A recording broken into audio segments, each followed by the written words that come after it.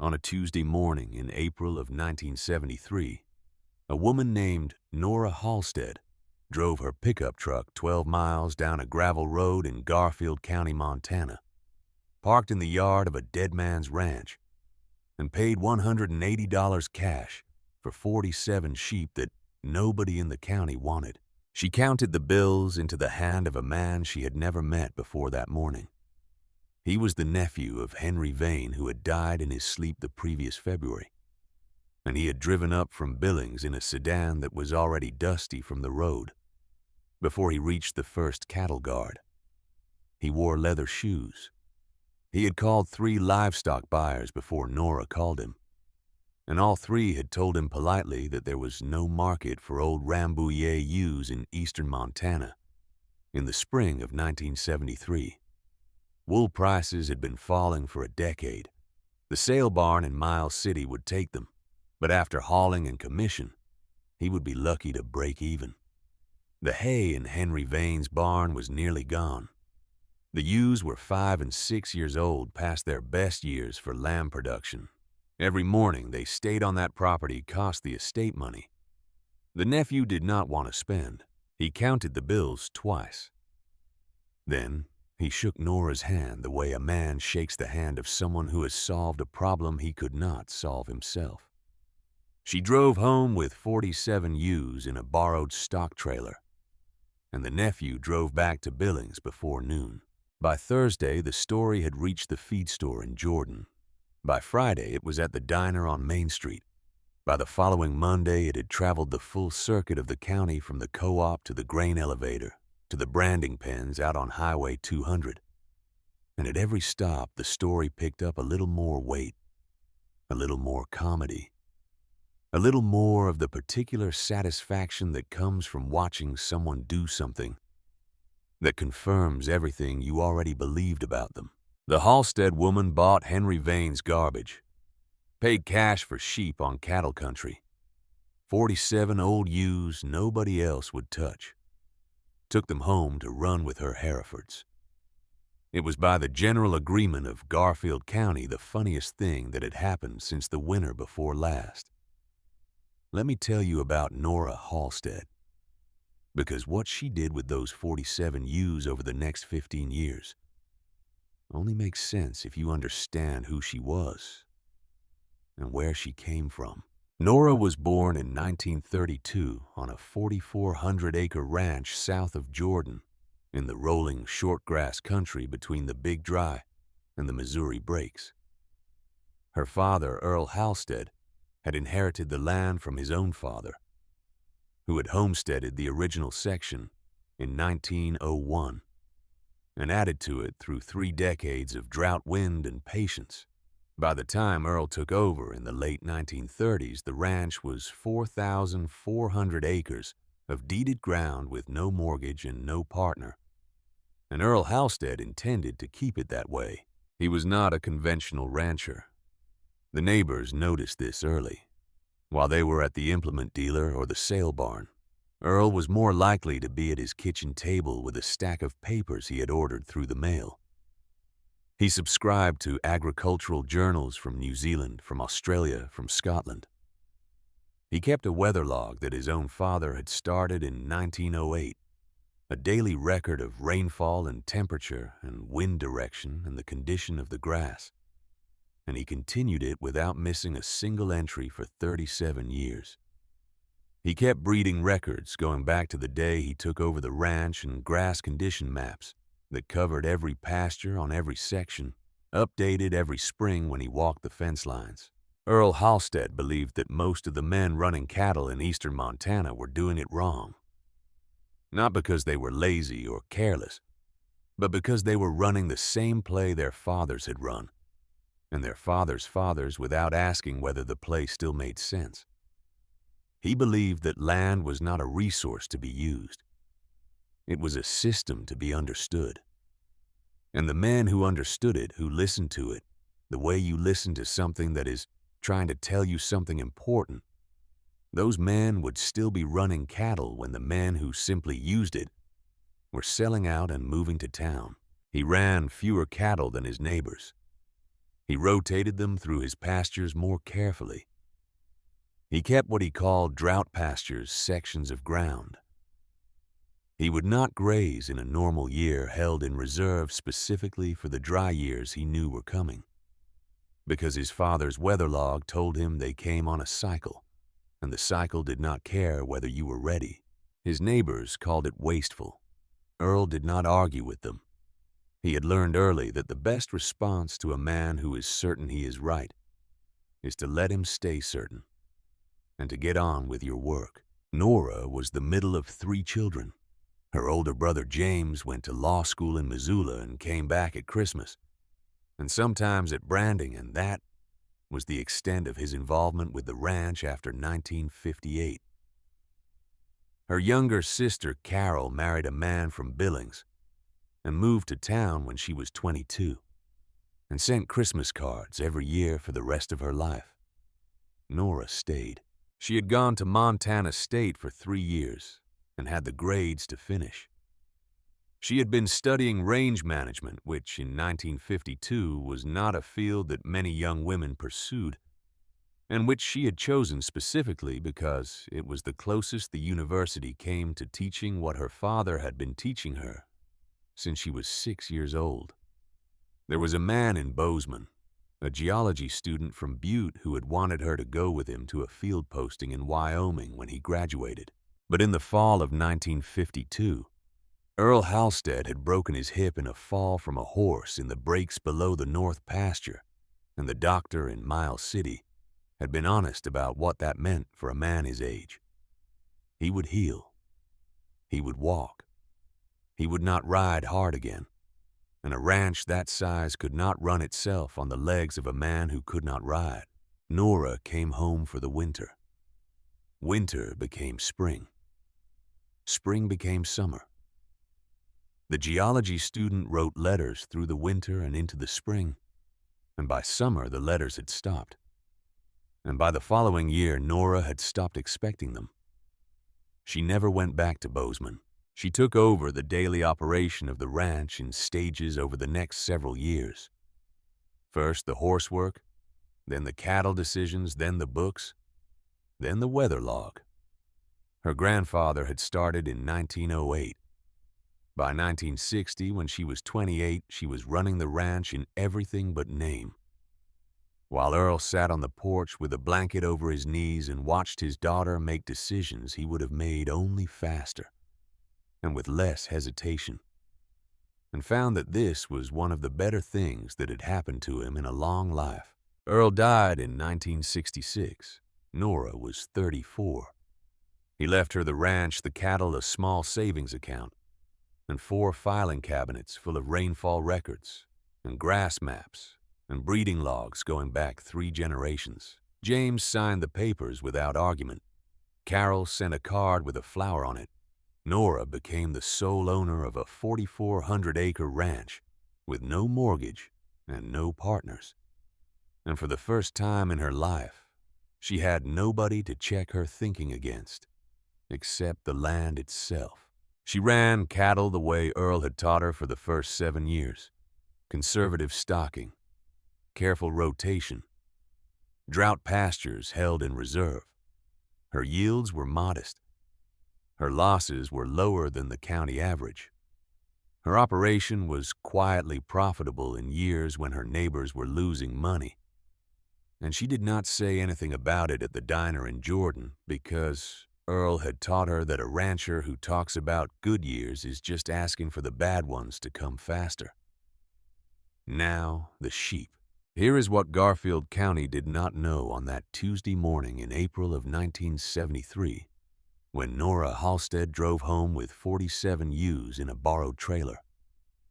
What they saw was a widow buying cheap livestock on a whim or out of sentiment, or out of some female softness for the animals themselves.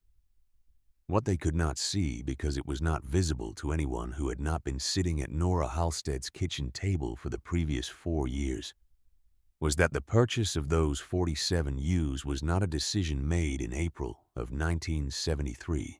It was a decision made in the winter of 1969, Have you ever been in a room where everyone around you was absolutely certain of something that you knew with equal certainty was wrong? Not loudly wrong, not catastrophically wrong, just quietly, steadily, expensively wrong in a way that would take years to prove, and that nobody around you had any interest in hearing about. That is where Nora Halstead had been living since 1969. It started with a set of papers she ordered from a university library in New Zealand, which she had seen referenced in one of the agricultural journals her father had subscribed to. The papers were about something the researchers called complementary grazing, which was the practice of running two different species of livestock on the same ground at the same time, specifically cattle and sheep. The central finding was simple. Cattle eat grass. They graze the grasses eagerly and selectively, and the plants they prefer, they graze short, and the plants they do not prefer, they ignore almost entirely. This selective grazing over time causes the plants cattle ignore to expand their territory at the expense of the plants cattle prefer. The pasture slowly fills up with the wrong things. Carrying capacity drops. The rancher runs fewer cattle on ground that should be running more. Sheep eat differently. They eat the forbs, the broadleafs, the browse, the very plants that cattle walk past without a second look.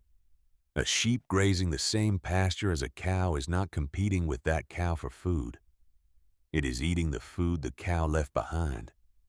It is doing quietly and continuously the one thing that a rancher cannot do with a spray can or a plow or a controlled burn without destroying the native plant community in the process. Nora read those papers in the winter of 1969.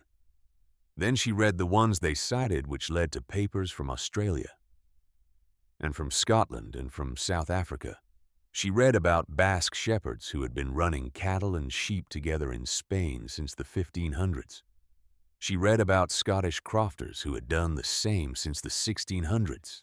She read about Australian graziers who had built operations on the principle of complementary grazing going back to the 1850s. And then she looked out her kitchen window at her own pastures where the silver sage and the snowberry and the fringed sage had been slowly advancing for as long as she could remember, crowding the western wheatgrass and the blue grama that her cattle wanted to eat, reducing the carrying capacity of her ground year by year, in a process so slow that you had to have Earl Halstead's grass maps going back 3 generations to even see it happening. Her father had called it the slow disease. He had never found a cure for it. Nora thought she had found one. She spent 4 years reading everything she could find on the subject. She wrote to a professor at the University of Wyoming who had done some work on mixed grazing systems in the Intermountain West. She wrote to a researcher in Western Australia who had been studying the subject for 20 years. She spent 4 years building a case in her own mind, checking it, finding the weak points, asking whether she was wrong, and concluding again and again that she was not wrong. What she needed was sheep. Specifically, she needed Rambouillet ewes, which were the breed best suited to the rough, high-altitude country of eastern Montana, a breed with a strong flocking instinct and a tolerance for cold, and a hardiness that allowed them to forage on country that would ruin a softer animal. She needed mature ewes, not lambs, because mature ewes knew how to handle themselves in rough country and could begin producing in the first season. She needed them in a manageable number for a first-year trial, enough to see results, but not so many that a failure would be catastrophic. And then in the winter of 1972, she heard that Henry Vane had died in his sleep, and that his nephew from Billings was trying to figure out what to do with a flock of 47 Rambouillet ewes that nobody in Garfield County wanted. That is why nobody understood the purchase. They were watching a widow buy cheap sheep on a whim. They were actually watching a woman execute a plan she had been building for 4 years, using an opportunity that had arrived finally in exactly the form she had been waiting for. The ewes were on her ranch by Wednesday evening. Her foreman, Dale Kemp, stood at the back of the stock trailer after they unloaded the last ewe into the holding pen near the home place. Dale was 56 years old in the spring of 1973. He had been a cattleman his entire working life, and his father had been a cattleman before him, and his grandfather had come up from Texas with a trail herd in 1891 and had never looked sideways at a sheep in his entire life.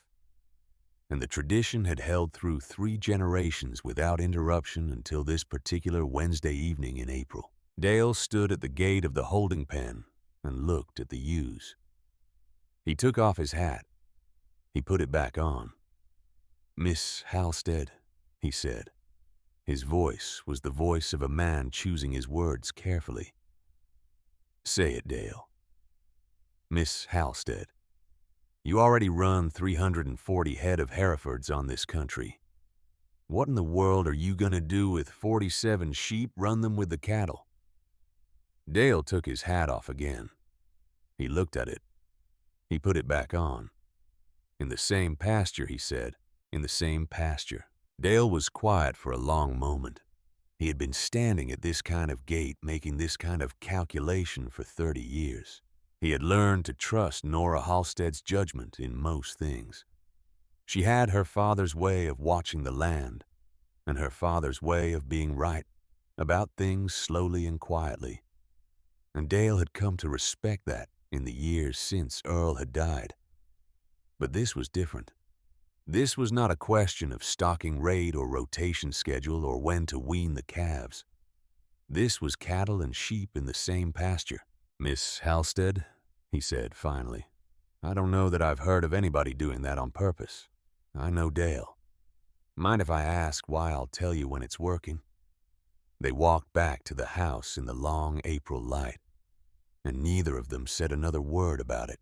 "Now let me tell you about Boyd Renner, because you cannot understand what Nora Halstead was doing without understanding what Boyd Renner represented, not just as a man, but as a way of thinking about land and money and the future that was in the spring of 1973, the dominant way of thinking in Garfield County and in most of the cattle country between the Missouri River and the Canadian border. Boyd Renner was 48 years old in 1973. He ran 800 acres that adjoined Nora Halstead's property to the north and east pastures that had been in his family since his grandfather had claimed the original homestead in the early part of the century. He was a solid cattleman by the standards of the county. Not spectacular, but steady. And he had added to the family ground twice in the previous decade by buying out neighbors who had hit dry years without enough reserve to carry through. In the fall of 1972, 6 months before Nora drove home with her 47 ewes, Boyd Renner had signed papers at the Garfield County National Bank for a loan of $180,000. The loan was for 2 purposes. $80,000 was for 2 brand-new John Deere tractors from the implement dealer in Miles City, the big green machines that were the envy of every operator in the county who did not yet have one. The remaining $100,000 was for a parcel of land on his north boundary that had come up for sale when the Winslow family finally gave up and moved to Billings. Boyd made the purchase the way he made all his decisions, with confidence and speed. The way a man makes decisions when he has grown up being told that he has good instincts, and the instincts have until recently seemed to confirm it. He had done the math. At $3.20 per bushel for winter wheat and a projected yield of 40 bushels per acre. On the new ground, the numbers worked. The payments were manageable. The new equipment would let him farm more acres with less labor. The whole thing made the kind of sense that looks obvious on paper, which is the most dangerous kind of sense there is. He drove a new pickup truck, not newish, new. He wore boots with stitching on them that cost more than some of the ewes Nora had just purchased. When he stood at the feed store in Jordan or the co-op out on the highway, he stood the way men stand when they are accustomed to having people listen to what they say. The week after Nora drove home with her used Boyd Renner, was standing at the feed store counter, talking to a group of ranchers when the conversation turned to the Halstead purchase. Boyd had not been present at Henry Vane's place on Tuesday morning. He had not seen the transaction, but he had heard about it by Thursday the way you heard about everything in Garfield County, which was through a chain of information that moved faster than the mail, and with considerably more embellishment. He told the story the way men tell stories when they are confident and comfortable and surrounded by people who will appreciate the telling. He got the number right $180.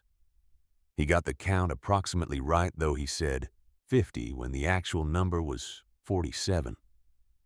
He delivered the punchline the way a man delivers a punchline he has practiced slightly in his head before speaking it out loud. She paid cash money for sheep on cattle country, Boyd said. Henry Vane would be embarrassed. The men at the counter laughed. Not cruel laughter. Comfortable laughter. The laughter of people who are confirming something they already believe to be true. A woman alone on 4,400 acres, doing things her father's way, and now buying garbage from a dead man's estate. It fit a certain picture that was easy to hold. Boyd did not say it to be cruel. That is the important thing to understand about Boyd Renner in the spring of 1973. He was not a cruel man. He did not dislike Nora Halstead. He simply had the particular confidence of someone who has never been seriously wrong about anything large enough to correct him. And that confidence had over the years become a kind of certainty about the way things worked, about what was sensible and what was not, about who understood the cattle business and who was operating on sentiment and luck. He was certain that he understood it. He was certain that Nora did not really not, in the way that translated to the decisions a person needed to make to survive in this business, in this county, in this decade. The certainty was so complete that it did not require examination. It simply existed the way the sky exists, and Boyd moved through his days inside it without noticing that it was there. Nora heard about what he said by the following Monday. She heard it from Dale Kemp, who heard it from the man who drove the propane truck, who had been at the feed store counter that afternoon. Dale told her in 3 sentences the way Dale told her most things briefly, and without editorializing. Nora listened. She did not say anything for a moment. Then she said, "How are the ewes settling in?" "Fine," Dale said. "They found the water tank this morning. No trouble with the Herefords so far." "Good," Nora said. "Let me know if that changes." And that was the end of it. She drove out to the west pasture that afternoon, the way she would drive out every afternoon that spring and summer. She parked her truck on the ridge above the water tank and sat for a while looking at the country below her. The Herefords were spread across the lower slope working the grass, the way Herefords work grass steadily, methodically, their heads down and moving slowly east. The ewes had gathered themselves on the far side of the pasture near the fence line, where the fringed sage grew thick along the ridge. She watched the ewes for a long time. They were eating. Specifically, they were eating the fringed sage that her Herefords had been ignoring for 20 years. They were pulling mouthfuls from the plants that her cattle had walked past every day of every season. She had been running cattle on this ground. The plants that her father had walked past. The plants that her grandfather had not even noticed, because no one had ever told him to notice them. She took out the small notebook she had started keeping for this purpose and made her first entry. Date. Location. Species grazed by ewes. Species grazed by Herefords. Species ignored by both. She wrote in her small, precise handwriting, the handwriting of a woman who had been taught to keep records the way her father kept records, which was to say, carefully and completely, because the record is not for today, and it is not for tomorrow. It is for the day years from now, when you need to know what happened in a spring that you will not be able to remember clearly. Dale Kemp pulled up beside her truck 20 minutes later and sat in his own truck for a while without getting out. He was watching the ewes, too. After a time, he got out and stood at the fence. "They are not fighting," he said. The statement contained inside it a considerable amount of surprise that he was working to keep out of his voice. "No," Nora said. "They are not. The Herefords are not bothering them." "No." Dale looked at the ewes eating the fringed sage. He looked at the Herefords eating the grass 30 yards away. He looked at the way the two groups were occupying the same pasture, without any of the chaos or the competition, or the trampling that every piece of received wisdom he had inherited told him should be happening. He did not say anything for a moment. Have you ever seen something that contradicted something you had been certain of for your entire adult life, and felt the ground shift slightly underneath the certainty? Not collapse, not crumble. Just shift the way ice shifts in early spring. Still solid, but no longer quite as fixed as it was. That is what happened to Dale Kemp, standing at that fence line in the spring of 1973. He did not change his mind that afternoon. He was not ready to change his mind. But something in him began for the first time to hold his certainty a little less tightly. He did not tell Nora what he was thinking. He had been her foreman for 7 years, and had learned in those 7 years that Nora Halstead did not need to be told what she was doing, and did not want to be told what she was doing, and that the best thing a foreman could do for her was to do his work well and keep his observations to himself until she asked for them. He drove back to the home place. He fed the horses. He checked the fence on the south section. He did not think about the sheep again until he was lying in his bunk that night, and then he thought about them for a long time before he went to sleep. That is how it started, not with an announcement, not with a proclamation or a press release or a conversation at the diner in Jordan where Nora explained her theory to anyone who would listen.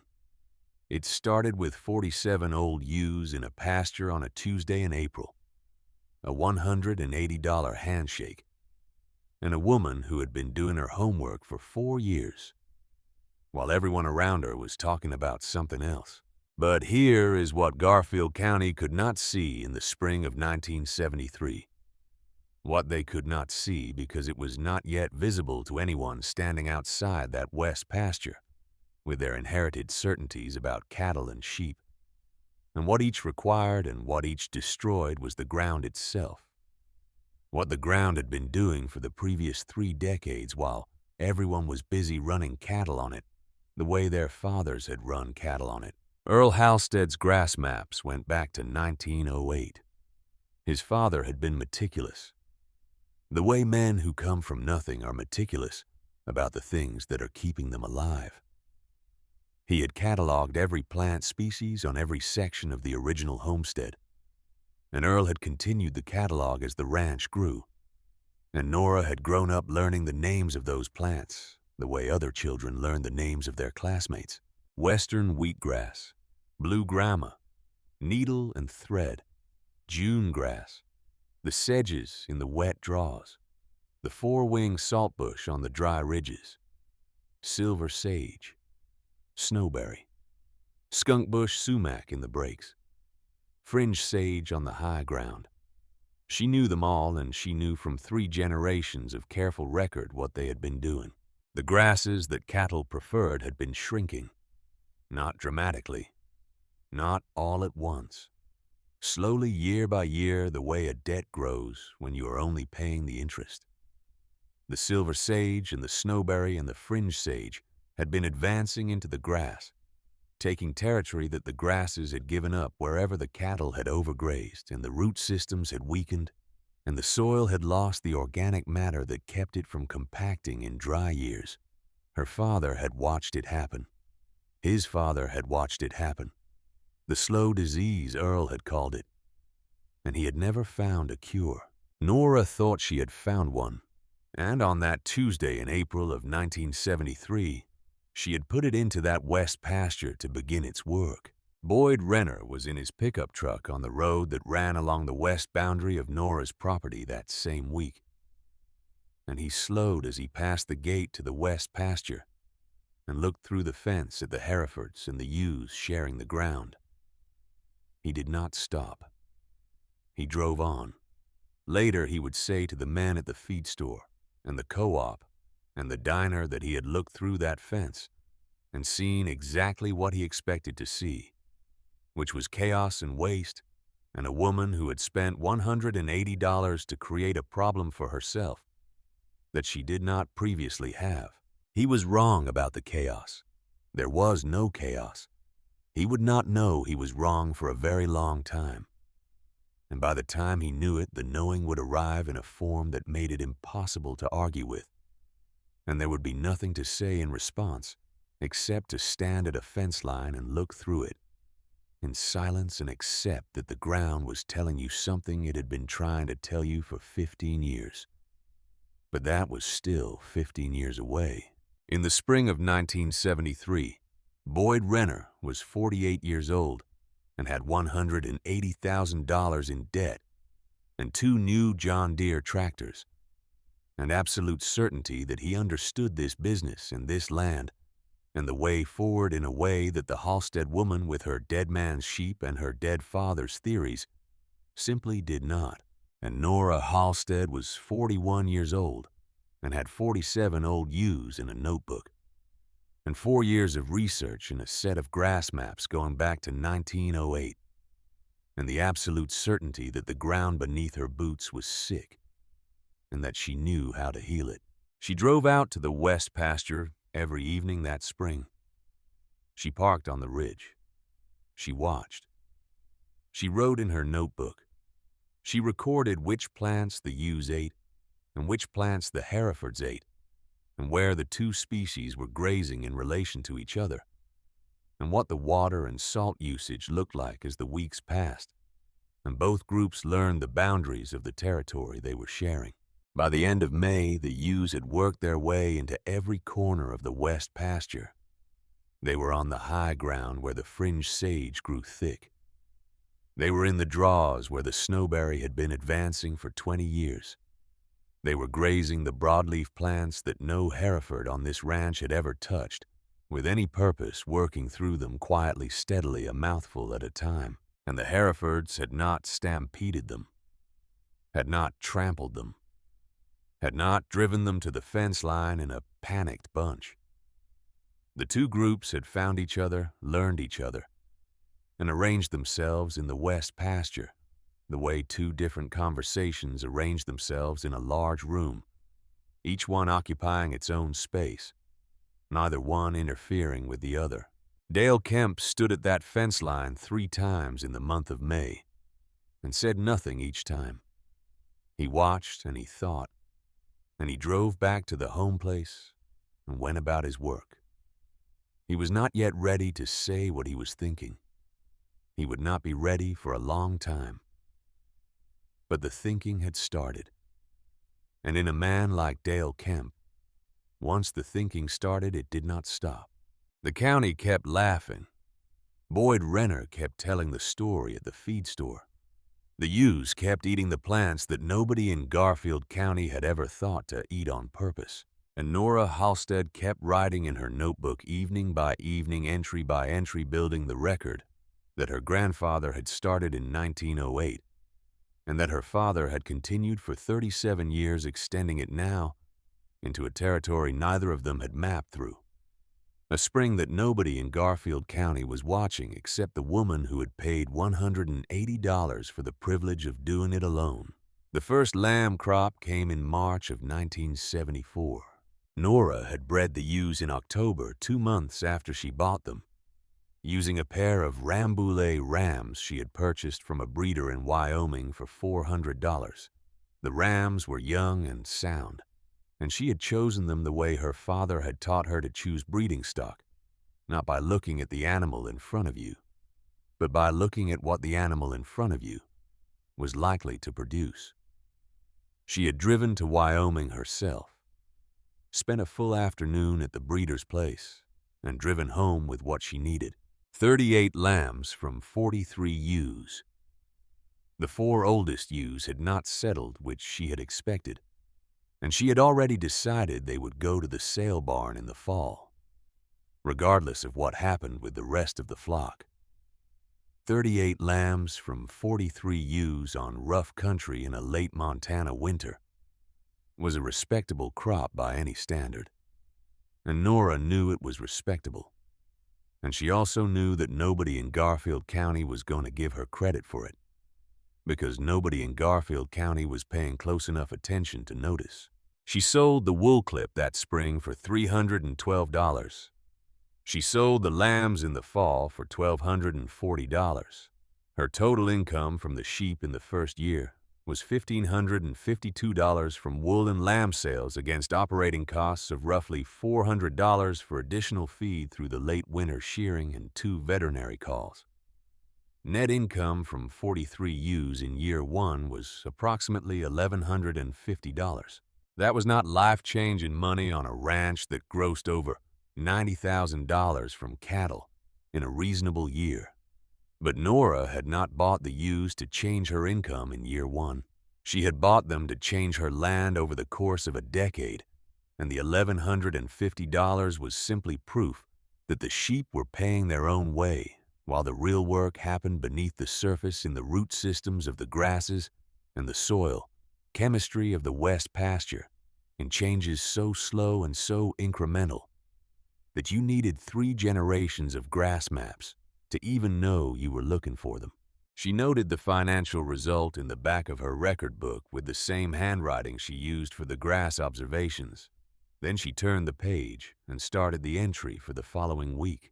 The spring of 1975 arrived cold and late. The snowpack had been heavy through the winter, which was good for soil moisture, but extended the feeding season by 3 weeks and cut into the winter reserves more deeply than Nora had planned for. She supplemented the ewes through the end of March and into the first week of April, longer than she had budgeted. And by the time the grass greened up in the lower pastures, she had spent more on feed than the previous year's lamb crop had earned. The numbers still worked. The margin was thinner, but it worked. She told herself that one difficult winter did not constitute a trend, because her father had taught her that one of anything did not constitute a trend, and that the most dangerous thing a rancher could do was make a permanent decision based on a temporary condition. But there were nights that winter when the wind came hard off the brakes and the temperature dropped below 0, and she sat at her kitchen table with the account books open in front of her and thought about the money she had spent and the changes she had not yet seen in the grass. And she felt something that she recognized as doubt. Not panic, not despair.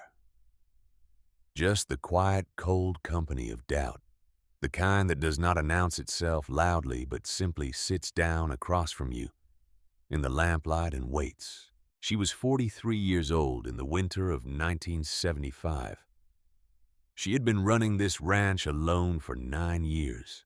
She had made the decision about the sheep after 4 years of research, and she believed in that decision with the full weight of her father's teaching and her grandfather's grass maps and everything the Australian researchers had documented over 20 years of careful study. But belief and certainty are different things. And in the long hours of a January night in eastern Montana, with the wind working at the windows and the lamp burning low, and the account books open to a page that was not as comfortable as she had hoped, the belief felt thinner than it had felt in the summer, when the ewes were on the west pasture and everything had seemed to be working the way she had planned. She sat at that table from 9 in the evening until past 2 in the morning. She had her father's weather log on her right and the stack of Australian research papers on her left, and the account books open in the middle. And she sat in the triangle they made, and thought about whether she was wrong. She went through the argument from the beginning, the way she had gone through it 4 years earlier in this same kitchen, at this same table looking for the flaw. She had missed the assumption that did not hold the place where the theory broke against the reality of Garfield County in ways she had not anticipated. She could not find it. The logic still held. The research still pointed in the same direction. The grass maps still showed the same slow advance of the wrong plants over the course of 3 generations. The ewes were doing what the Australian papers said they would do. The problem was time. The problem was that the land healed slowly at its own pace, and there was no way to make it go faster than it was willing to go. And she was sitting in the middle of the process with 3 years of records, and not yet enough change to show anyone, including herself, that the process was working. She closed the account books at 2:15 in the morning and put the Australian papers in their folder, and turned off the lamp. She stood in the dark kitchen for a moment before going to bed. She did not sell the sheep. Dale Kemp arrived at the barn at 6 the next morning, the way he arrived every morning, without announcement and without ceremony, already dressed for the cold. Nora was already there. They worked through the morning feeding without much conversation, which was their usual mode, and around 9 o'clock, when they were working on a section of fence on the south boundary that had gone down in the wind the previous week, Dale said, without looking up from the post he was resetting, that he would go check on the ewes after lunch. He said it as a statement of intention, not as an offer, not as consolation, not as reassurance, just as information about what he was going to do that afternoon. Nora said that was fine. He checked the ewes. He came back and said they were all right, eating well. The lambing lot was holding up against the wind. Then he went and fixed the water heater in the equipment shed, because it had been running rough for a week and he had been meaning to get to it. That was the extent of it.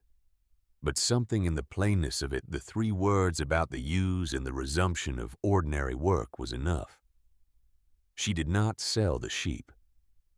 The spring of 1976 arrived on time and in the right color, and that was when Nora saw it for the first time. She was walking the west pasture in the second week of May, doing the fence inspection. She did every spring, checking the posts and the wire and the condition of the ground after the winter. She had been walking this fence line since she was old enough to walk it with her father, and she knew every corner and every draw, and every place where the fence had a tendency to go soft in the frost. She was walking the south slope of the west pasture, which was the slope that had given her father the most concern in his later years, because it was where the silver sage had been advancing most aggressively, pushing into the western wheatgrass from the high ground and working its way down toward the draw. Earl had mapped it carefully every spring. Nora had continued the mapping after his death. The silver sage had been moving south and east at a rate of roughly 10 to 12 feet per year, which sounds modest until you multiply it over a decade and look at what it has taken. She stopped at a point on the slope where she remembered from the previous spring's map the boundary between the sage and the grass had been. She looked at the ground. The sage was not where she expected it to be. She looked again. She crouched down and put her hand against the soil and looked carefully at the plant line, the place where the fringed sage and the silver sage gave way to the western wheatgrass. She looked east and west along that line, triangulating against the fence post she had marked in her notebook the previous spring. The line had not moved south. It had not advanced into the grass the way it had advanced every spring for as long as the maps recorded. It had held. For the first time in 3 generations of Halstead record-keeping, the silver sage on the south slope of the west pasture had not moved. Nora stood up slowly. She looked at the slope above her where the ewes had been grazing the sage and the snowberry and the fringed sage through 2 full grazing seasons. now working those plants the way they had been working them since the beginning, quietly and steadily, and without any drama. She did not feel triumphant. She had not expected triumph. She had expected exactly this, which was a small, quiet, barely visible confirmation that the thing she had believed for 6 years was true. That was all it was. One data point in a long record. One entry in the spring map that was different from the entries that had preceded it for 30 years. She wrote it down in her notebook with the same handwriting she used for everything else. Then she drove to Miles City and bought 80 more ewes from a sheepman in Fergus County who was getting out of the business. She paid $6 a head. She drove home with 80 ewes in the stock trailer and put them on the north section, which was the pasture she had been thinking about for 2 years as the next place where the complementary grazing needed to begin its work. Dale Kemp watched the new ewes come off the trailer. He stood at the gate of the north section pen and counted them as they went through. He did not say anything for a long moment. "Miss Halstead," he finally said. "Yes, Dale." He seemed to be thinking about how to phrase what he wanted to say. He had been thinking about this in the unhurried way that Dale Kemp thought about most things since the previous spring. Since the afternoon he had stood at the fence of the west pasture and watched the ewes eating the plants that the Herefords would not touch. That south slope, he said. The sage line. What about it? It did not move this year. No, Nora said. It did not.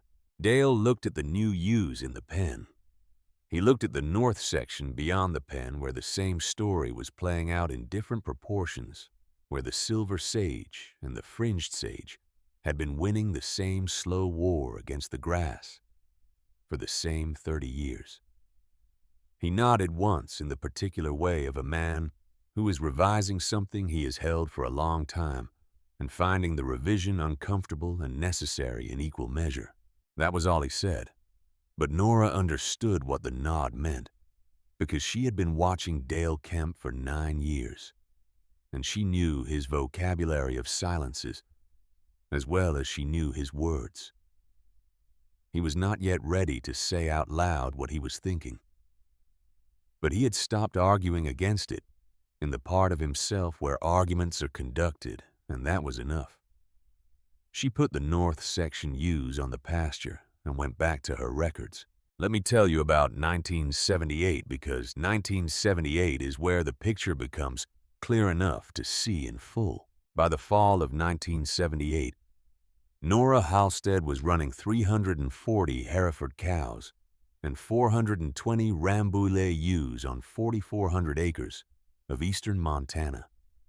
The sheep enterprise was generating approximately $12,000 net per year from wool and lamb sales.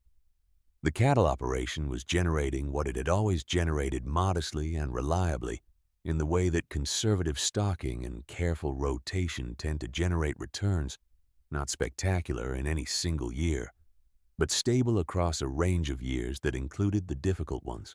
Her carrying capacity had increased. She knew this not because she had run the scientific measurements that would have satisfied a university researcher, but because she could see it with the same eyes that had been reading this land since she was 6 years old. The western wheatgrass stands that had been thinning on the south slope of the west pasture for 30 years were thickening.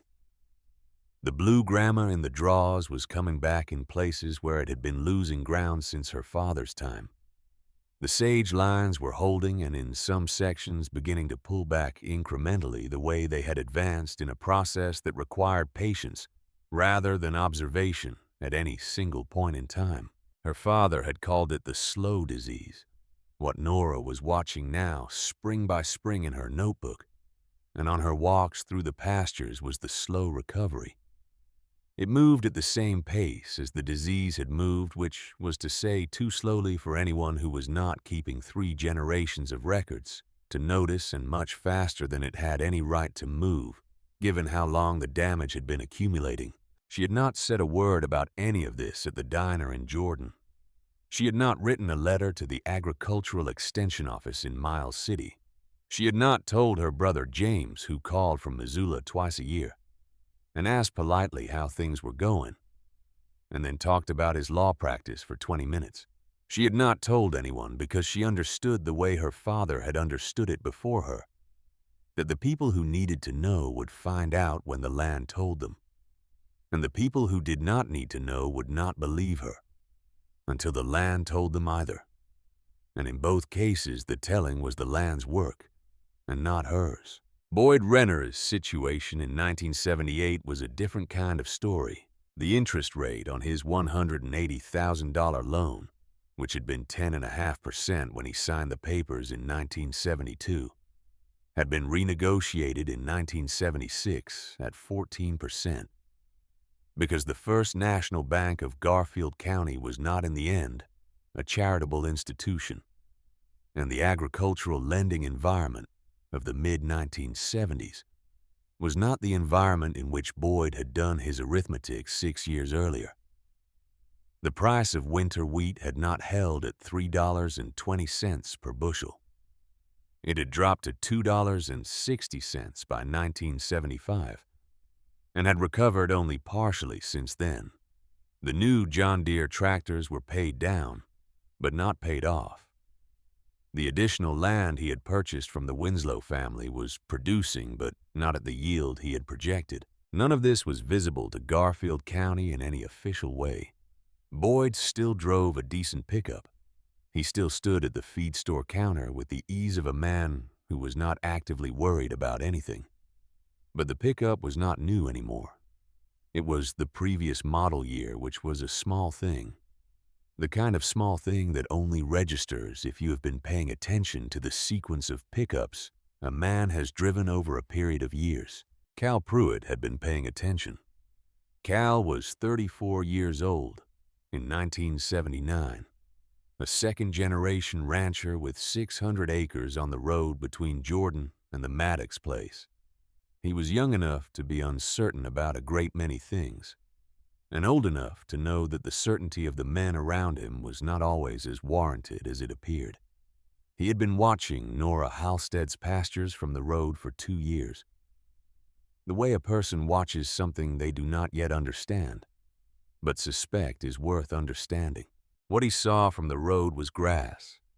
Specifically, he saw that Nora Halstead's grass on the pastures, visible from the county road, looked different from his own grass, and from Boyd Renner's grass, and from most of the grass he could see in his daily driving around the county. It was thicker in places where grass tended to thin in a dry August. It was greener on the slopes where other operators' ground went brown by July. These were not dramatic differences. They were the kind of differences that required you to have been looking at the same ground for a long time through multiple seasons before they registered as anything more than ordinary variation. Cal had been looking at that ground for 2 years, and in the spring of 1979 he drove up Nora's driveway and asked to see the west pasture. Nora walked him through it for the better part of a morning.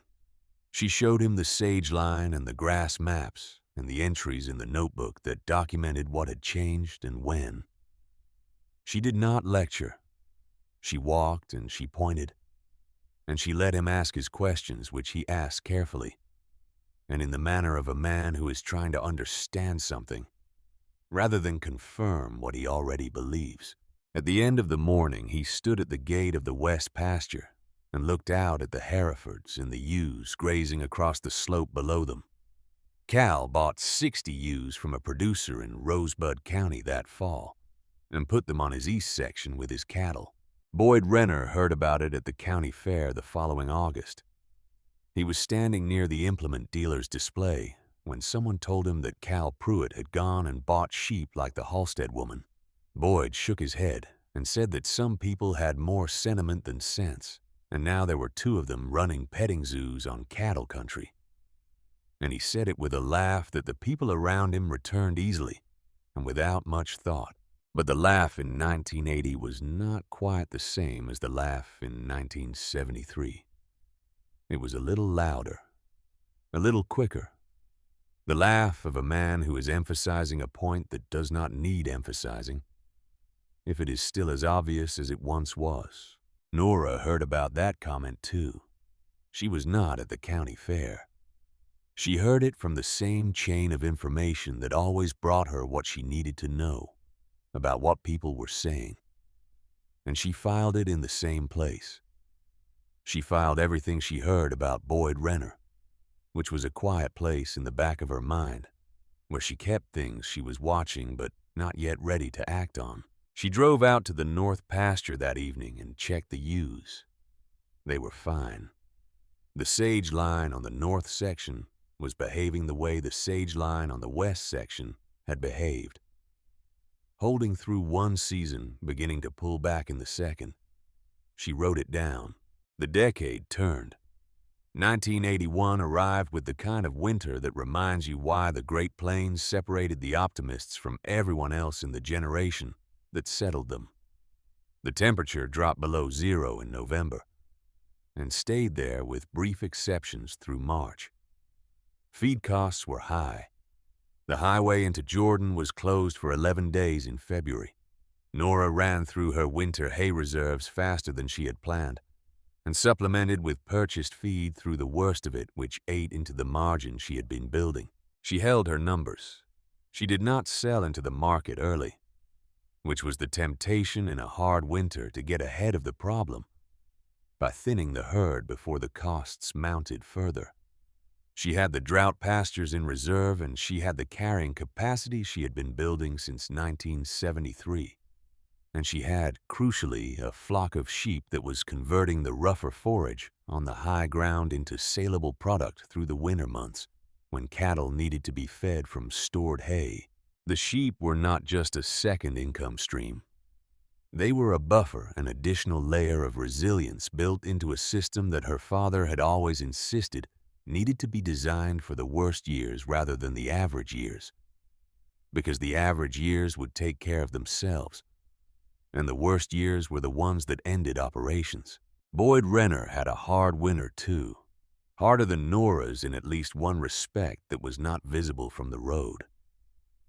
In January of 1982, he drove to Miles City and sat down with his loan officer at the First National Bank and renegotiated his payment schedule for the second time.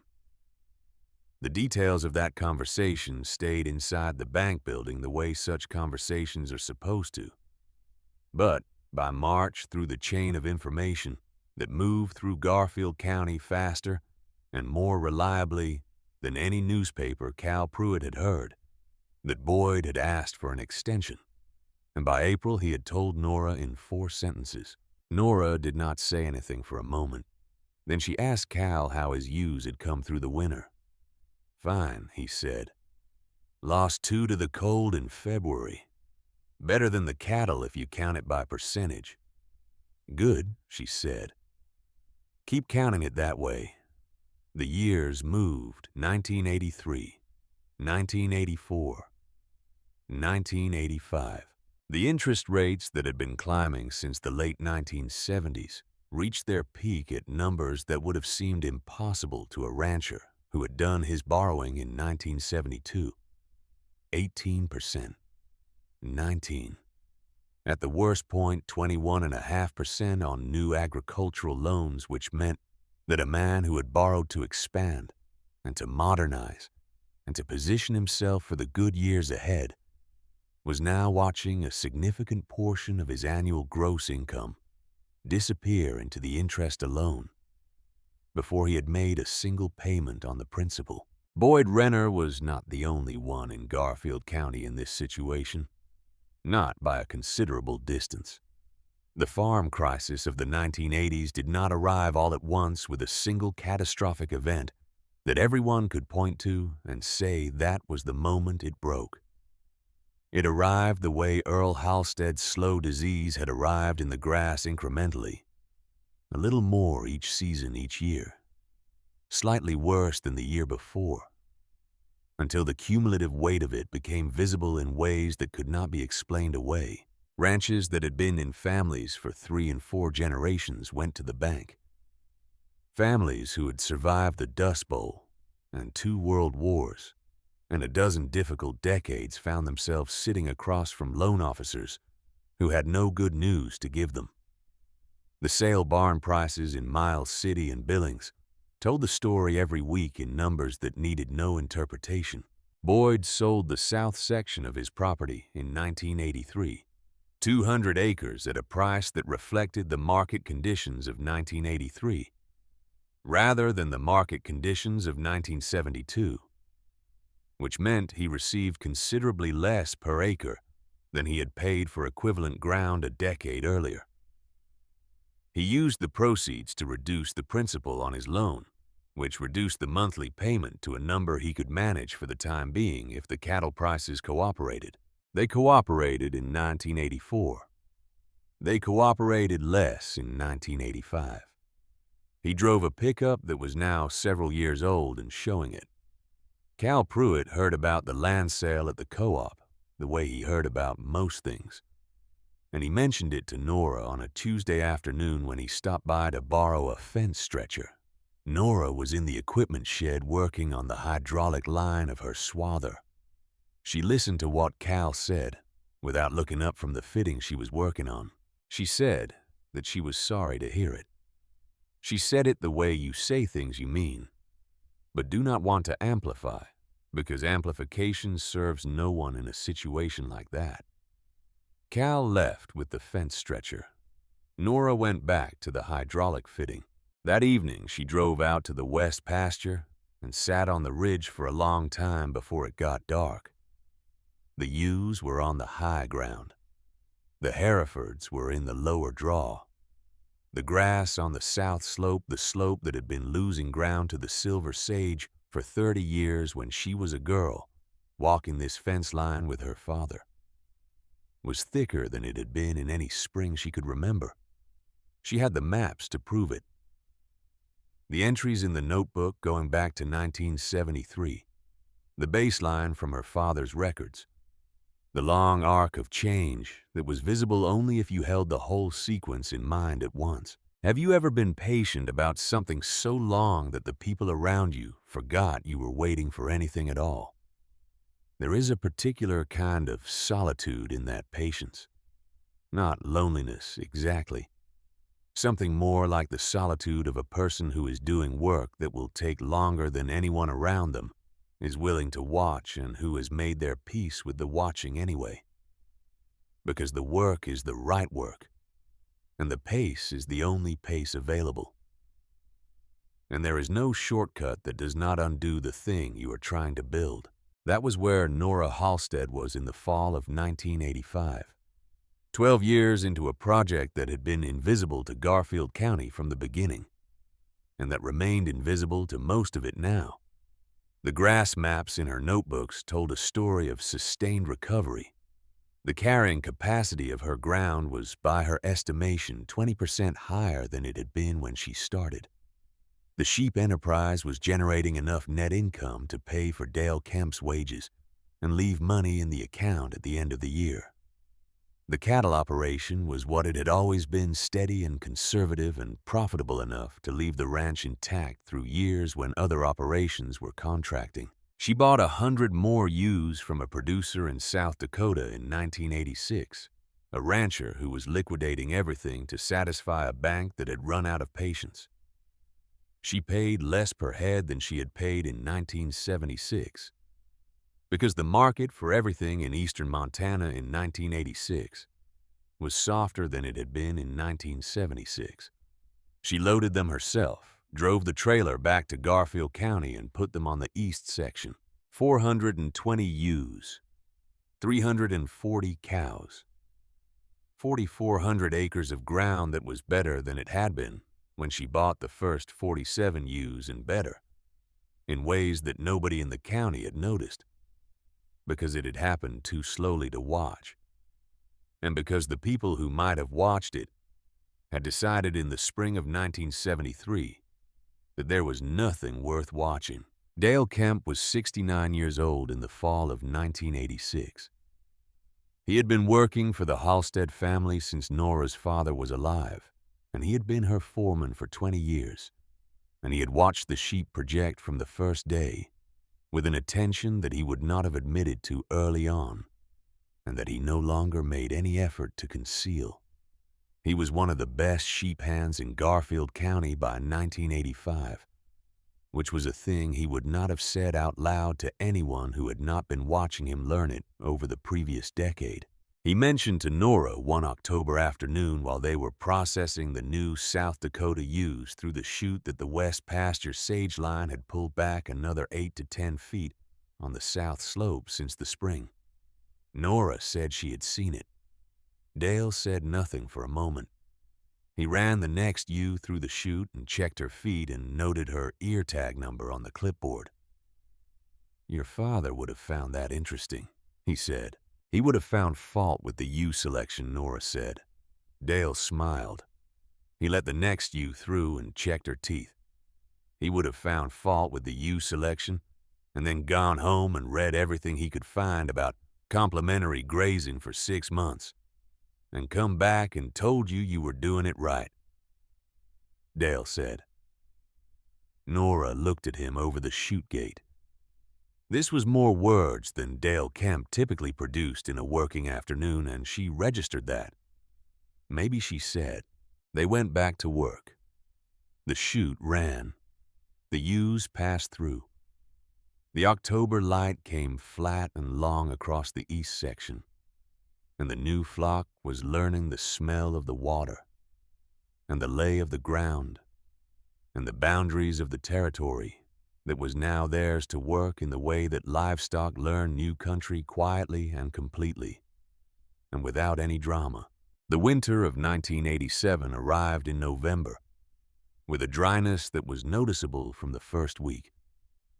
The snowpack in the Rockies, which had been building normally through October, stalled in late November, and did not recover the way it usually did in December and January.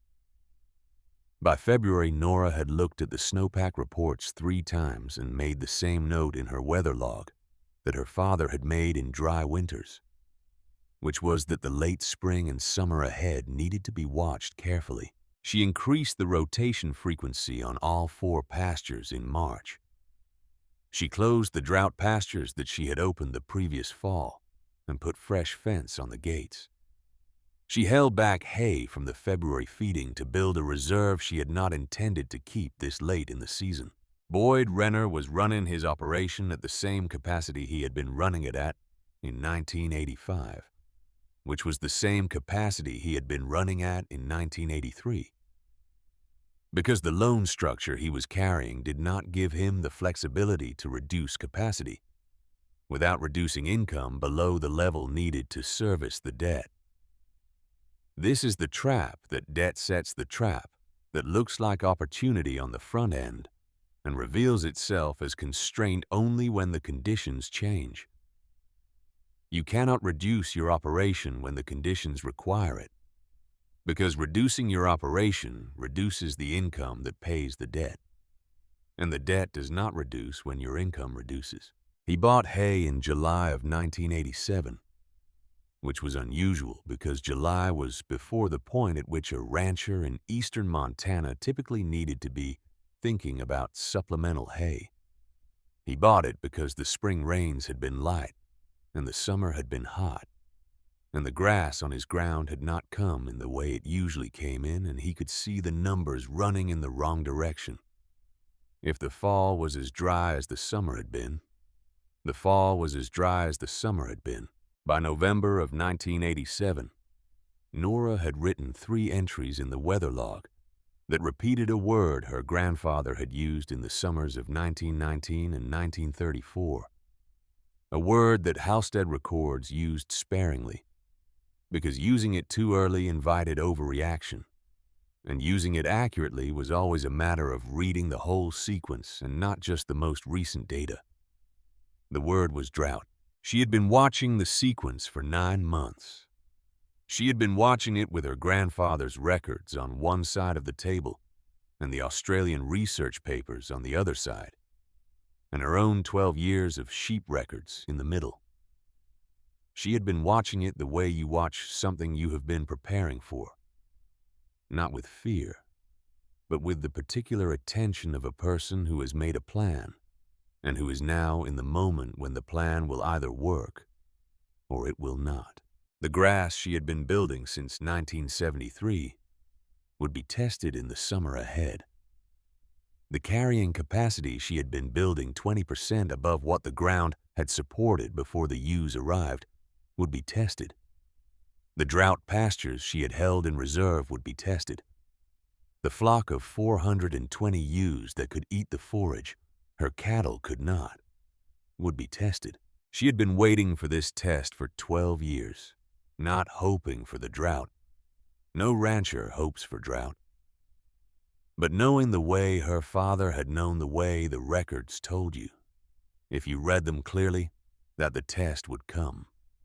That the hard year was not a possibility to plan against, but a certainty to plan for. That the only question was whether you had done the work before the summer arrived.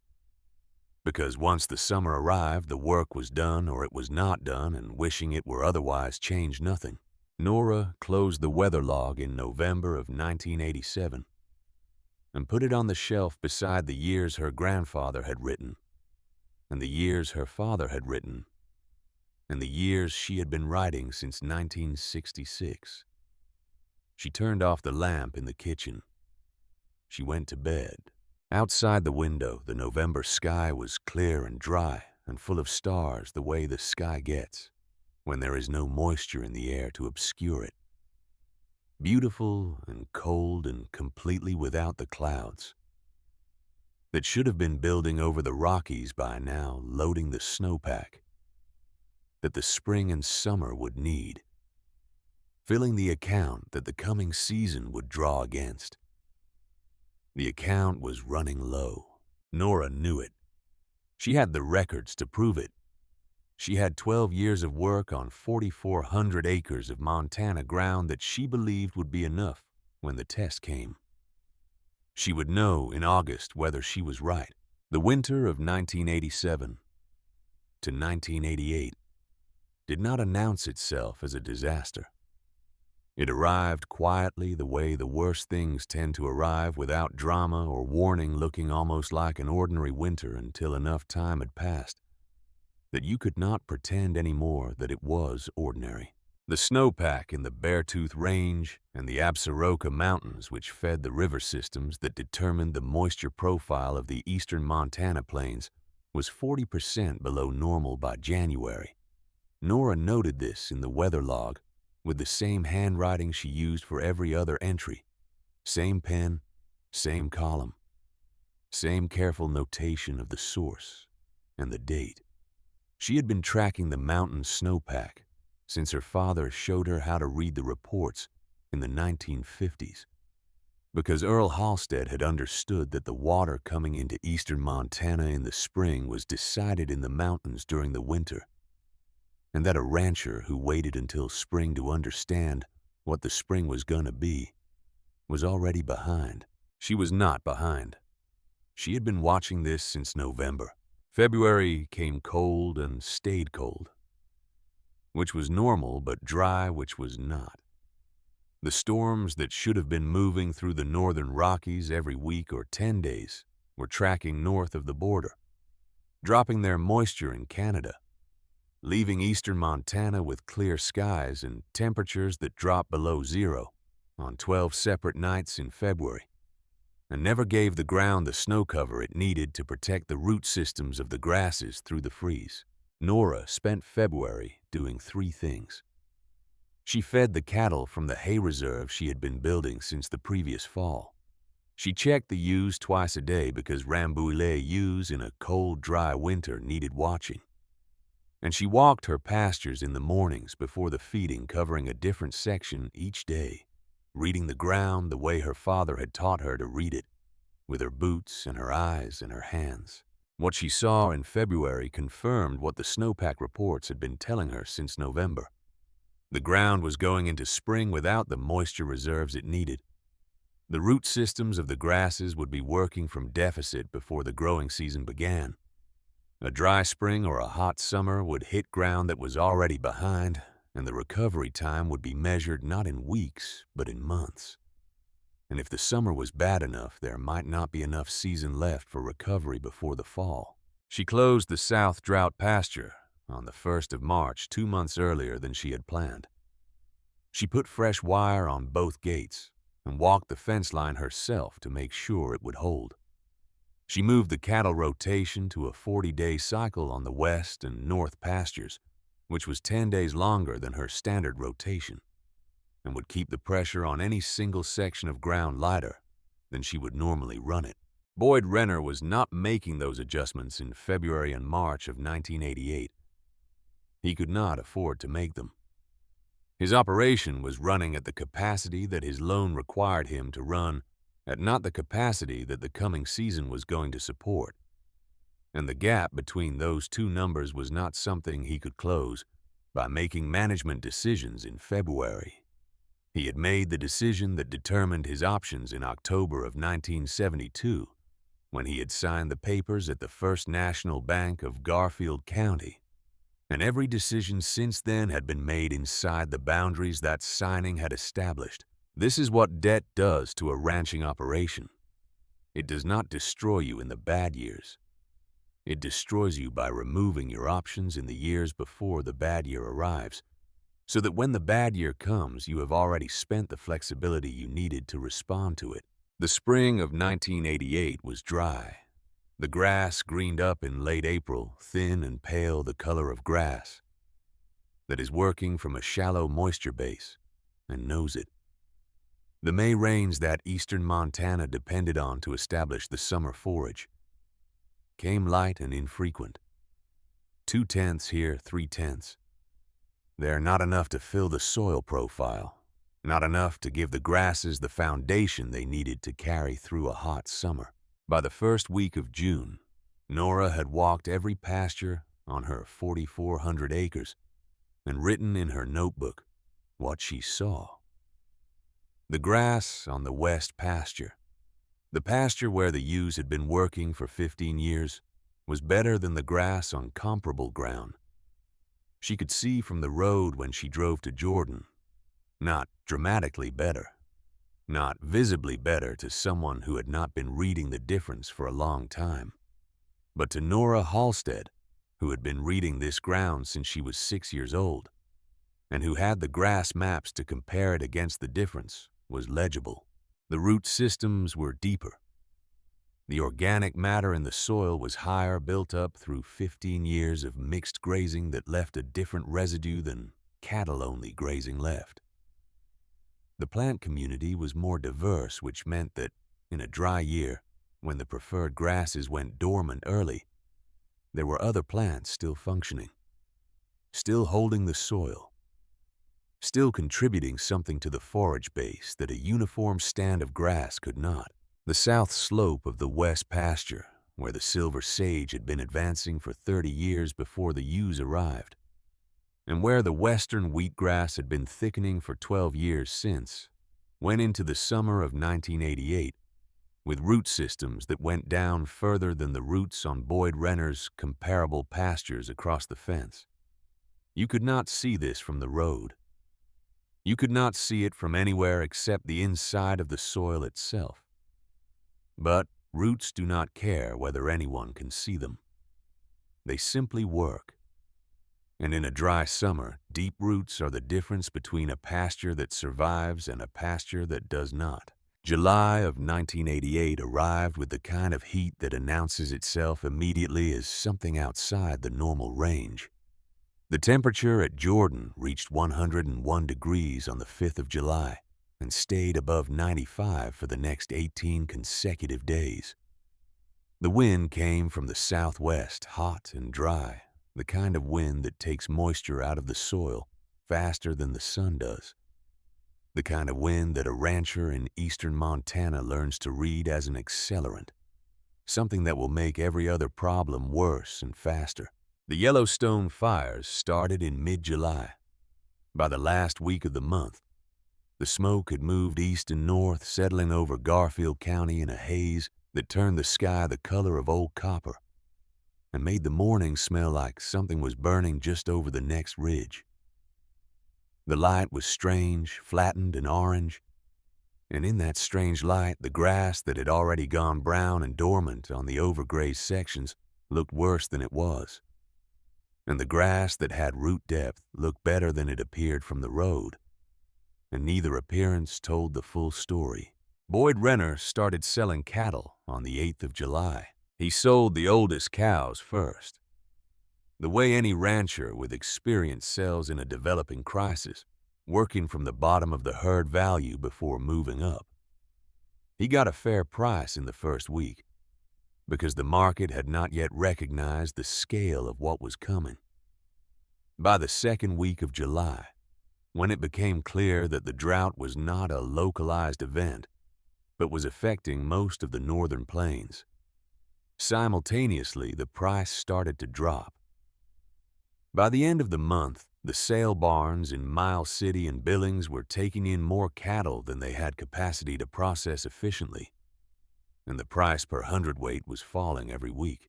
Boyd sold pairs in the second week of August.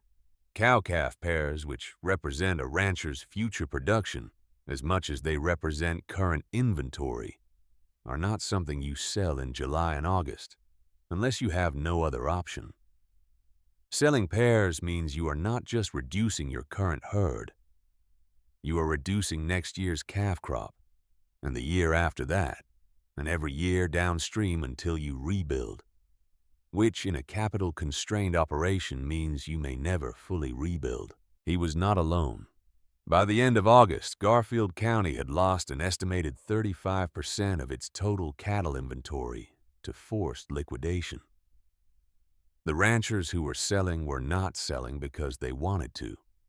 They were selling because the feed was gone, and the water was dropping in the stock tanks, and the loan payments were coming due, and the bank had no interest in extensions for operations that were already behind. Some of them were selling the last of what their fathers had built. Some of them would not come back. Nora did not sell a cow. She did not sell a ewe. This requires explanation because 4,400 acres of eastern Montana in August of 1988 was not a comfortable place to be, running 340 cows and 420 sheep. The grass was brown. The temperature had not dropped below 80 degrees in 6 weeks. The stock tanks were running low, and she was pumping from the deeper wells which cost money and time. The drought pastures she had held in reserve since March had grass on them, dormant grass, brown grass, but grass with root systems that were still alive underneath the dormancy, waiting for the moisture that would eventually come. She opened the drought pastures in the second week of August, rotating the cattle through them in 10-day increments, giving each section enough time to rest before the next rotation came through. She had been holding this grass in reserve since March specifically for this moment, specifically for the August when every other option was gone, and the grass was there because she had not touched it when the touching would have been easier. The ewes were working the high ground: Russian thistle, kochia, fringed sage, plants that no Hereford on this ranch had ever grazed with any purpose. Plants that no Hereford on Boyd Renner's ranch or Cal Pruitt's ranch or any of the cattle operations along the county road had ever converted into saleable product. Drought weeds, some people called them, the plants that move into overgrazed or disturbed ground.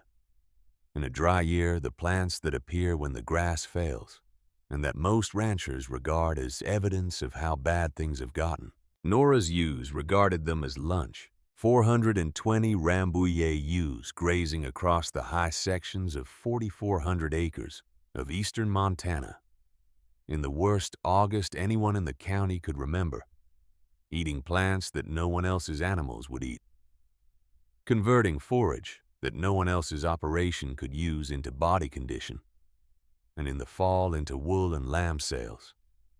The ewes were not just surviving the drought.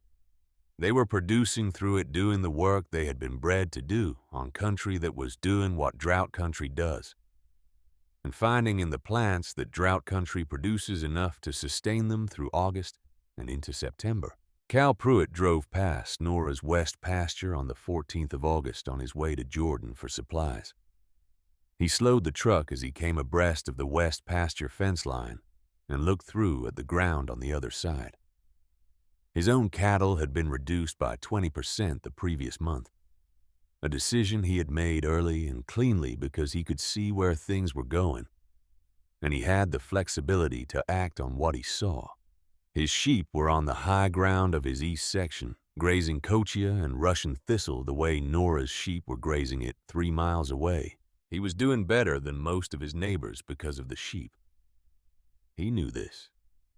He had known it since May when the grass had come in thin and pale, and he had done the calculation in his head about what his carrying capacity looked like with and without the ewes, and the difference had been the difference between a crisis and a difficult summer.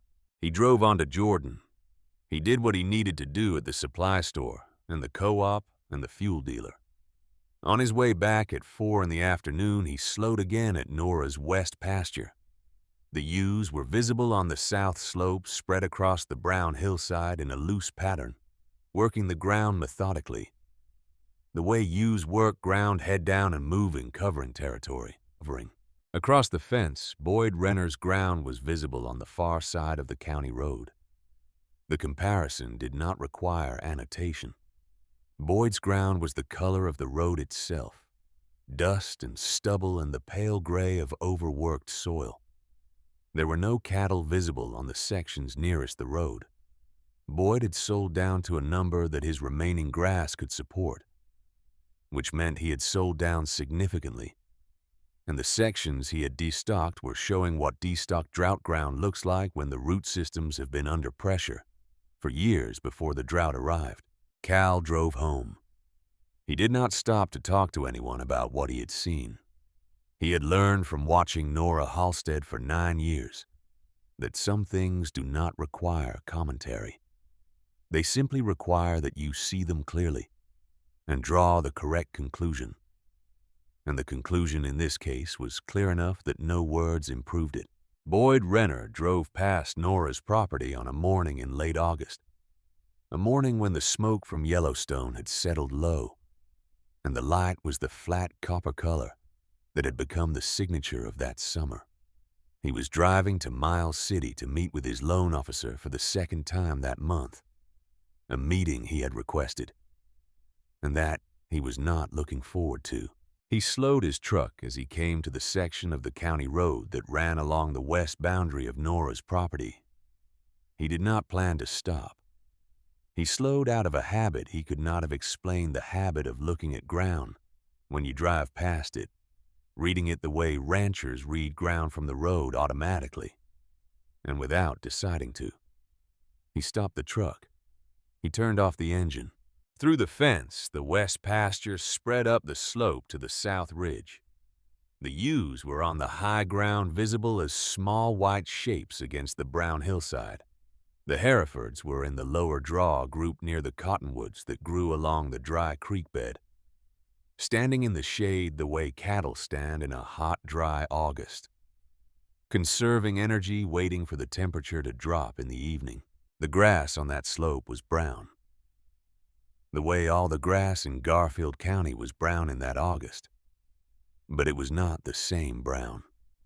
Boyd Renner had been reading grass his entire life, and he could see, standing at that fence line with the truck engine off and the silence of a drought morning around him, that the brown on Nora Halstead's south slope was a different brown than the brown on his own ground. It was the brown of grass that has gone dormant. It was not the brown of grass that has died. He stood at that fence line for 15 minutes. He did not check his watch. He did not make a note. He simply stood and looked at the slope and the ewes working the high ground, and the Herefords in the shade below, and the grass that was dormant rather than dead. And he thought about the 15 years that had produced what he was looking at. He thought about the spring of 1973 and the $180 and the 47 ewes that nobody wanted, and the things he had said at the feed store counter and the county fair and the co-op over the 15 years since. and the certainty with which he had said them. And he stood in the particular silence of a man who was in the process of understanding that the certainty had been wrong. Not wrong in a small way, wrong in the way that matters, wrong in the way that has a cost that you can calculate and that calculates out to something you do not want to look at directly. He got back in his truck. He drove to Miles City and sat across from the loan officer and discussed his options for the third time that year. And the options were what they had been the previous 2 times, which was to say fewer than he needed, and harder than he had ever imagined they would be when he had signed the papers in 1972, at the height of his confidence in his own instincts. He drove home in the late afternoon. He did not stop at the feed store. He did not stop at the co-op. He drove home through the copper-colored light and went about the evening feeding and did not say anything to anyone about what he had seen through Nora Halstead's fence line that morning. Cal Pruitt was the one who told Nora 2 days later that he had seen Boyd's truck stopped on the county road in front of her west pasture. Cal mentioned it the way he mentioned most things briefly, as information without commentary. Nora said that she saw. Then she asked about his water situation on the east section, and they talked about wells and pump capacity for a while, and went back to their respective work. September arrived with a weather system that came down from Canada carrying moisture for the first time in 11 weeks, and the temperature dropped 20 degrees in 3 days. And the grass that had been waiting in the soil under the brown dormancy began slowly to do what grass does when the conditions for growth return, which is to grow. The recovery was not instant, and it was not complete. Drought does not end in a week, and its effects do not disappear with the first rainfall. But the process of recovery had begun, and on ground with deep root systems and diverse plant communities and soil structure that had been building organic matter for 15 years. The recovery began faster than on ground that had been run harder and managed with less reserve. In October, Nora sold the lamb crop. 406 lambs from the ewe flock, a crop that reflected the fact that the ewes had come through the summer in better condition than they had any right to be in by the conventional assessment of what drought does to livestock. The price per lamb was good, because drought had reduced the supply of feeder lambs across the northern plains, and the market had responded accordingly. The wool clip had been sheared in the spring and sold at a price that reflected the same supply dynamics. The cattle went through the fall pregnancy testing and the culling in good order. Her losses through the summer had been low, lower than they should have been by the conventional accounting of what a summer like that one does to a cow herd. The cattle that came through in the best condition were the ones that had been on the pastures that had carried the most carrying capacity, the pastures where the root systems were deepest and the plant community most diverse, the pastures that the ewes had been working for 15 years. The Jordan Tribune ran a story in October. A reporter from Miles City drove up to interview the ranchers who had come through the summer with their herds intact. There were 3 of them in Garfield County who fit the description. Nora was one. The other 2 were conservative operators with large hay reserves and water development that gave them options most ranchers did not have. The reporter sat at Nora's kitchen table on a Tuesday afternoon in October and asked her how she had done it. Nora said she had read some papers from Australia in 1969. Then she offered him coffee, and he accepted. And they sat for a while, and she answered his questions in the direct and economical way she answered most questions, without embellishment and without false modesty. He asked her how long she had been running sheep with cattle. 15 years, she said. He asked her how many sheep she was running. 420 ewes, she said, and in the fall of this year, they produced more income per acre than any section of cattle-only ground in this county, because they were eating plants that the cattle were not eating on ground that the cattle were not using. He asked her if other ranchers could do the same thing. She said that Cal Pruitt had been doing it since 1979 and had come through this summer better than most of his neighbors, and that the information was available to anyone who wanted to read it, and that the University of Wyoming had extension materials on complementary grazing that she would be happy to recommend to anyone who asked her. The reporter wrote his story. It ran on the front page of the Tribune the following week below the fold, with a photograph of the west pasture taken from the ridge in the long October light. The story was careful and factual, and it said plainly that Nora Halstead's operation had come through the worst summer in living memory, with its herd intact and its pastures recovering faster than comparable ground in the county, and that the ewes were the reason. People talked about the story at the diner and the feed store and the co-op. Some of them drove past Nora's property on their way to Jordan and looked at the west pasture from the road the way Boyd Renner had looked at it in August, reading the ground with the eyes of people who had been reading ground their whole lives. A few of them drove up the driveway and asked to see the pastures more closely. Nora showed them what she had shown Cal Pruitt 9 years earlier. She walked them through the slope. She showed them the grass maps. She answered their questions without lecturing and without the particular satisfaction of someone who has been proved right after a long time of being dismissed, because that satisfaction is the enemy of useful conversation. And Nora Halstead had not spent 15 years building something in order to win an argument with anyone. Dale Kemp was 71 years old in the fall of 1988. He had worked for the Halstead family for 44 years, first for Earl, and then for Nora. And he had watched the sheep project from its first week in April of 1973, with an attention that had begun as skepticism and had progressed through reluctant observation into something he would not have been able to name precisely, but that looked from the outside very much like conviction. He and Nora were standing on the ridge above the west pasture on a Thursday morning in September, 2 weeks after the rains had come.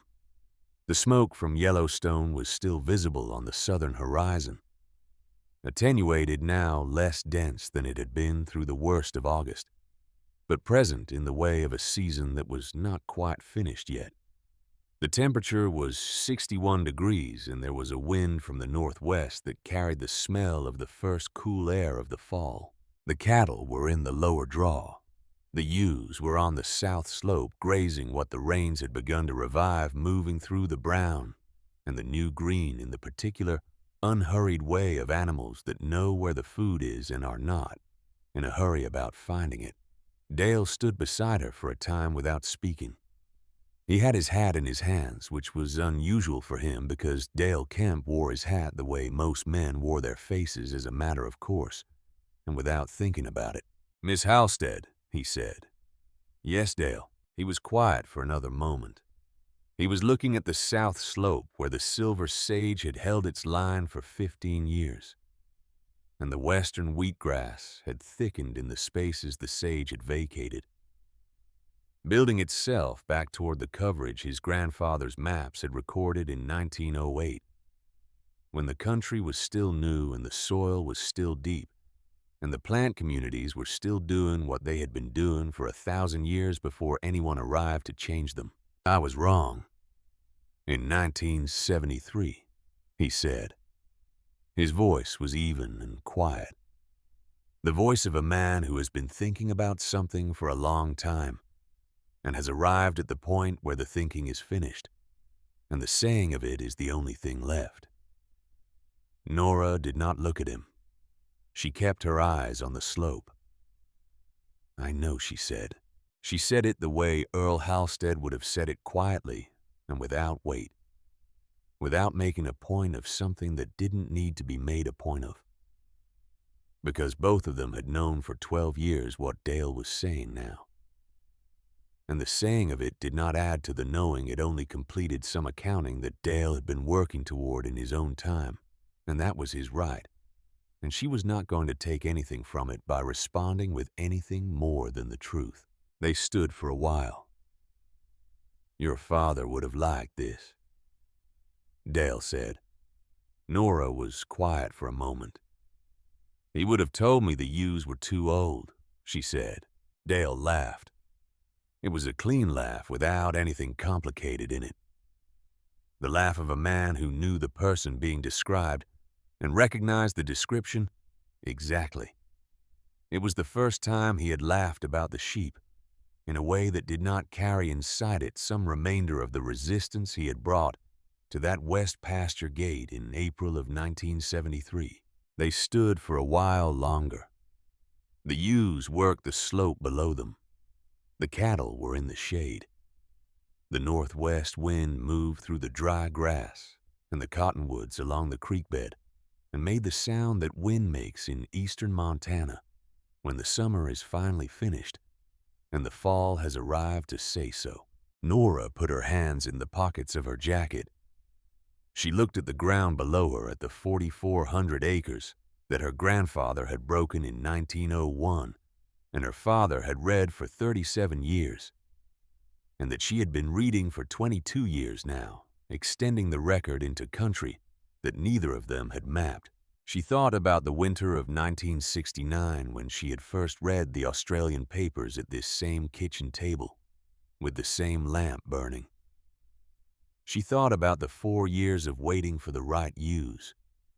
She thought about the January night in 1976, when she had sat until 2 in the morning with the account books open and the doubt sitting across the table from her in the lamplight, and about the 3 words Dale had said the next morning that had been enough. She thought about Boyd Renner standing at her fence line in August with the truck engine off, and the silence of the drought around him, looking at the slope through the wire, and seeing finally what she had been building since 1973. She did not feel triumphant. She had not expected triumph. What she felt was something quieter than triumph, and more durable, the feeling of a person who has done a long piece of work and seen it stand against the test. It was built to stand against. Not vindication. Something closer to completion. The feeling that the record is now full enough to speak for itself, and that she can step back from it without any concern that it will fail to be understood. The ranch passed to Beth Halstead in 1997. Beth was James's daughter, which made her Nora's niece, and she had been spending her summers on the ranch since she was 10 years old, learning the ground the way Nora had learned it on foot and in silence, and over a long enough period of time that the knowledge became the kind of knowledge that lives in the body rather than in the mind alone. She knew the fence lines and the water sources and the rotation schedule and the names of the plants in all 4 pastures and what each one meant in the sequence of the season. She knew the weather log and how to read it against the snowpack reports and what the combination of those 2 things told you about the summer ahead. She knew the ewes and how to manage a lambing season and how to read the condition of the flock through the critical months of late winter and early spring. She had been ready for this for 3 years before Nora handed it to her, and Nora had known she was ready for 3 years before she said so. And the timing of the transfer was like most things Nora did, deliberate and without ceremony. The flock was 600 ewes in 1997. The cattle herd was 380 cows. The west pasture grass was thicker and more diverse than Earl Halstead had ever seen it in his lifetime, which was a fact that Nora recorded in the grass maps. The last spring she walked every section herself in 2003, when she was 71 years old, and the hip that had been giving her trouble since the mid-90s finally made the full circuit impossible without more pain than was reasonable to accept. Beth added her first entry to the weather log on the first day of January 1998. She used the same column format Earl had used in 1908. The same notations for rainfall and temperature and wind direction and grass condition. The same handwriting discipline that said, "A record is only useful if it is kept completely, because the entry you skip is always the entry you needed." The log was in its 89th year. Cal Pruitt was still running cattle and sheep on his 600 acres in 1997. He had come through 3 more difficult summers since 1988, with his herd intact each time, and he had expanded his ewe flock to 200 by 1993. And his East Section grass told the same story that Nora's West pasture had been telling since the mid-1970s. The story of ground that is being grazed by 2 species that complement each other, rather than one species that uses the same forage year after year until the forage it ignores crowds out the forage it prefers. He had never made a public statement about complementary grazing. He had never given an interview to the Tribune or the Extension Office or anyone else who asked. He had learned from watching Nora Halstead for 20 years that the information is available to anyone willing to look for it, and that the people who are ready for it will find it when they are ready, and that pushing it on people who are not ready produces nothing useful for either party. In the fall of 2003, the Montana Stock Growers Association invited Nora to speak at their annual convention in Billings. She was 71 years old, retired in the sense that she no longer made the daily decisions, but still deeply involved in the sense that she walked the pastures with Beth in the spring and sat at the kitchen table with the records when the numbers needed reading. She almost declined. She had never spoken publicly about anything in her life in any formal sense, and the idea of standing at a podium in a hotel ballroom in Billings and talking about ewes to several hundred cattlemen did not appeal to her in any way she could identify. Beth told her she should go. She said it simply and directly, the way Nora had taught her to say things that needed saying. Nora went. She stood at the podium with a single index card on which she had written 6 sentences. She read from the card once to fix the sequence in her mind. Then she put the card in her jacket pocket and spoke without it. "People have asked me for 30 years why I started running sheep with cattle," she said. "That is the wrong question." She paused. The room was quiet. "The question is why everyone else stopped. Basque shepherds in Spain were running sheep and cattle together in the 1500s.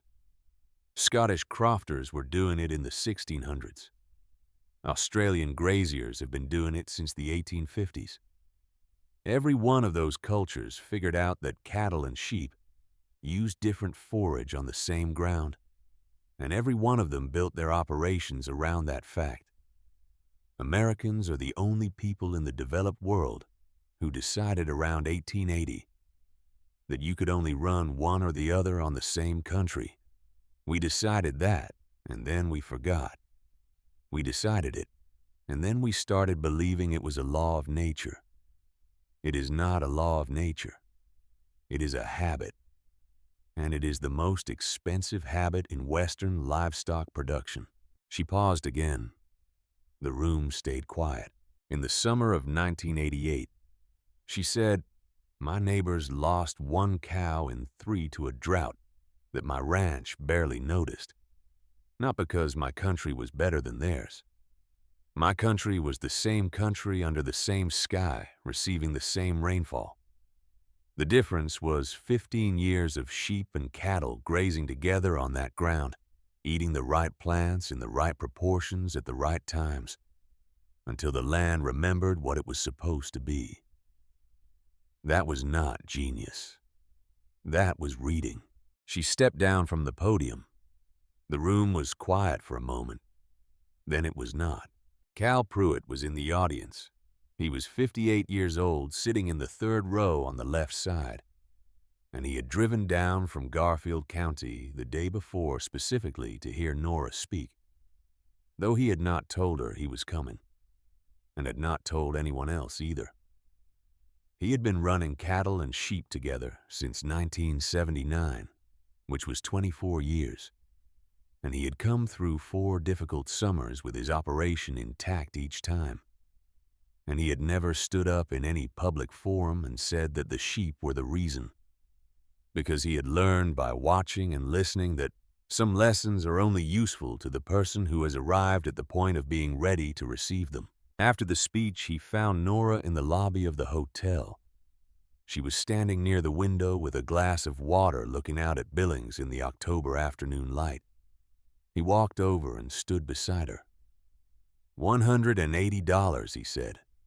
She looked at him. 47 old ewes, he said. 1973. She said nothing. Everyone laughed at you, Cal said. I know. You knew what you were doing. I knew what I had read, she said. There is a difference. You do not know what you are doing until the summer comes that tests it. I knew what I had read. Cal was quiet for a moment. He was looking out the window the way she was looking out the window. Your father knew, he said. He knew about the grass. He knew the country was telling him something Nora said. He knew that listening to it was more important than telling it what to do. That is what he taught me. Cal nodded slowly. He had heard those words before, not from Nora, but from watching her work. And they meant the same thing either way. What do you see, he said, when you look at a pasture full of silver sage and fringed sage and the forbs that cattle walk past? Most people see a problem, Nora said. Something to fight, something to spray or burn or plow under. I see the other half of a grazing system that has been running incomplete for 100 years. I see 400 ewes with a job to do. Cal smiled. He had seen it that way himself for 24 years now, and it still felt when someone said it plainly, like a thing worth saying. They stood for a while longer by the window. Two ranchers from Garfield County who had run sheep with cattle for a combined total of 48 years, and who had learned from the same source, one directly, and one by watching that the land is not a thing you manage into productivity and not a thing you push to its limit, and not a thing you make decisions for based on what the implement dealer or the bank or the neighbor with the new equipment tells you is the way it is done. The land is a thing you listen to carefully and over a long period of time, with your boots and your eyes and your records and your patience. And when it tells you something, you write it down. Beth Halstead walked the west pasture fence line in the spring of 2004. She was doing the annual inspection checking posts and wire and the condition of the ground. After the winter, the same inspection that Nora had done every spring since 1966, and that Earl had done every spring since he took the ranch from his father, and that his father had done every spring since he broke the original ground in 1901. She had her own notebook. Same format as Nora's. Same column structure. She had started it in 1997 when she took over the ranch, and it had 7 years of entries in it. Now, entries about the sage lines and the grass coverage and the carrying capacity and the condition of the flock after each winter and the condition of the cattle through each summer. She stopped at the south slope of the west pasture and crouched down and put her hand flat against the soil and felt the coolness of it and the texture of it, the texture of ground with deep organic matter and a diverse root structure, and 31 years of ewes working it alongside cattle. She looked at the western wheatgrass coming up green and thick along the slope where the silver sage had been advancing in her great-grandfather's time and her grandfather's time and the early years of her aunt's tenure, advancing until 1976. When it had stopped and then retreating since, slowly at the same pace it had advanced, yielding the territory back to the grass year by year, as the ewes did their work. The weather log was in its 96th year. She would add the day's entry that evening. She stood up and walked on. A pasture is not a thing you harvest. It is a relationship you tend between the grass and the forbs, between the cattle and the sheep, between what the land wants to grow and what you are willing to let it grow, between the patience of the person working it and the pace at which the land heals itself when the working is done right. Nora Halstead paid $180 for 47 sheep that nobody in Garfield County wanted. She put them on ground that her grandfather had broken, and her father had read, and that she had been reading for 20 years before she added the ewes to it.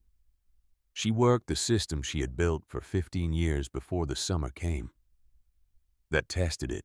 And when the worst August that anyone in eastern Montana could remember finally arrived with its heat and its smoke and its dust and its record of operations that did not survive it, the ground that she had been tending since 1973 answered for her in the only language that has ever mattered in cattle country.